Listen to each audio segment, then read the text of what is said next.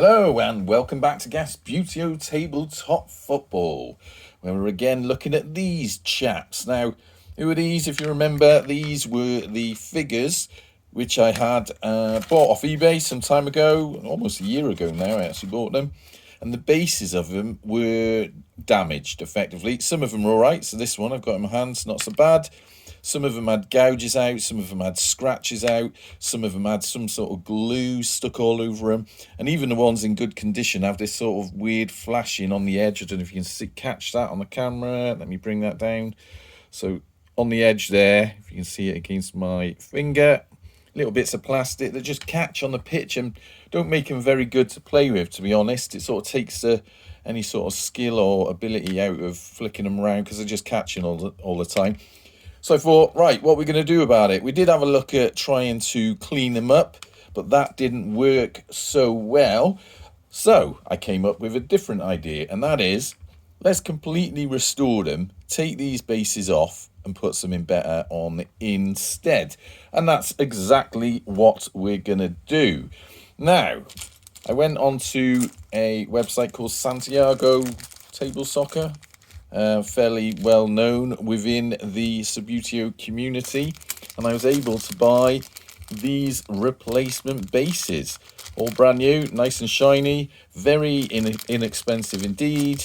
I don't know their exact prices, so I'm not going to sort of try and remember them on here or try and quote them on here, but they're like pens basically. They cost hardly anything. I think altogether the discs and the bases cost them like £4 or something like that. So very inexpensive indeed. So what we need to do now is get these age-old figures that are very much glued in out of these damaged old bases.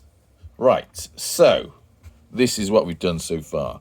I did try to soak these in warm soapy water, thinking that would loosen the glue and I'd be able to slip them out. That didn't work. Nothing happened at all with them. So I thought we're going to have to do something a bit more drastic here. Now, before we go any further, I'd just like to say, you have to remember that these bases were damaged and useless to play with. So, you know, there's no point in them existing anymore. So I decided to get brutal. Now, what I was doing, and I will give an example here, is using an appropriate tool, in this case a little Dremel, and cutting, if you can see that, through the base. So there's the bit of a base. Do turn away now if you are in any way squeamish about all the Subbuteo things being cut up. Now what happens when you cut through the base, it obviously frees up the disc. There's no pressure holding that disc in anymore. And you can get a screwdriver, nice big screwdriver in there, without putting any pressure on the player at all. And you can twist that base off the disc. And what you're left with then is this sort of situation. Now, he's still glued in there, but it's a lot easier to snap the player out the base there. And you can even cut down the edges a bit. So the disc basically, you know, almost fall off. I'm not going to say they completely fall off, but you can see there one half the disc has come off. And the end, I've done a few of them now. So they're like that. And the end result is eventually, without any damage being done to the player, you can get him out. Now he has still got a bit of glue on there, but that can be cut off with a bit of a, you know, a sharp blade. And really it's ready to go in. So what we can do once I've done all that is I can slot them into these Santiago bases, slot them into the disc, pop them into the bases, and then we're away. We've got a usable team. So that's what I'm going to do. Now, what I will say here is, if you're going to try anything like this yourself, because effectively what I do is cut through there, and I use a Dremel. I'm going to do one now, actually. So I'll move all these bits and pieces out of the way so you can see how it goes. I got the old lockable wrench here, set to an appropriate thickness. And then what you do is lock that in so it's nice and safe. move all the other bits and pieces we got out of the way. You get the old Dremel. But before you do that, and I'm going to do it now because I almost forgot, I'm going to put appropriate eyewear on. Now I'll show you what I got there. These little eye protectors. I put them on. Try and put them on with one hand and fail. And you put them on for a very good reason. And that is, one of the other things I do in my spare time is tinker around with an old 4x4 that I have.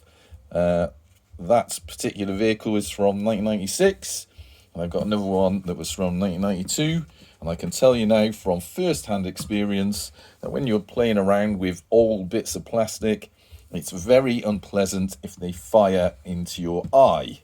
And that's certainly what could happen here if you're dremeling and messing around with old Subbuteo. So do wear eye protection. You may think, no, I don't need to. Well, if it goes in your eye, I'm going to tell you it bloody well hurts. Not that it's happened with Subbuteo, but it has happened with bits off the car. Anyway, right, so Dremel on.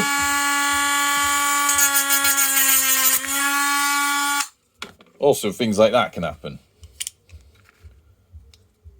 Let's put him back in there. Tighten it up a bit.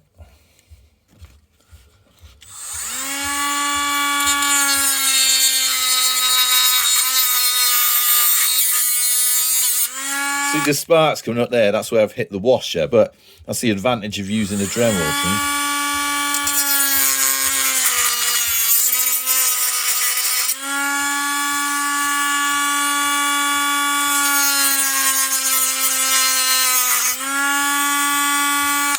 Right, now, oh, that smells of burning plastic. As you can see there, we've cut all the way around there, I think. If I lift up the, let me just have a look. It looks like it's gone all the way through. And what should be able to happen now is we can get a screwdriver in. And there you go, that's pinged off. So there's been no pressure put onto the base of the figure, or this, what do you call it? A little sort of tag, I suppose. And you can also jemmy that disc out of the now cut in half base. So we're left with that. He's already been cut through there. So just by teasing that off,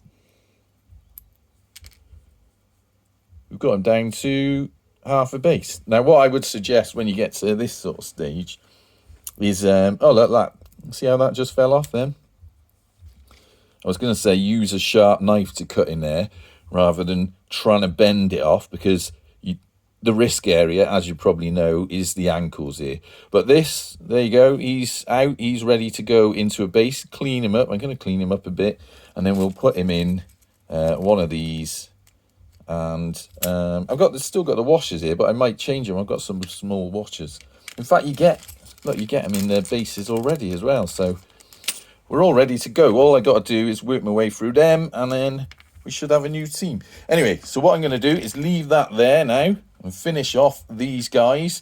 This one is particularly gluey, and he's a little bit trickier because his little base is split in the middle. So we'll have to be a bit careful with him. And then once I've worked my way through them and cleaned them up, I'll put them in the bases and we can see what they look like. Okay, happy with that? Everyone know what they're doing? Sound. Well, until next time, up the gas.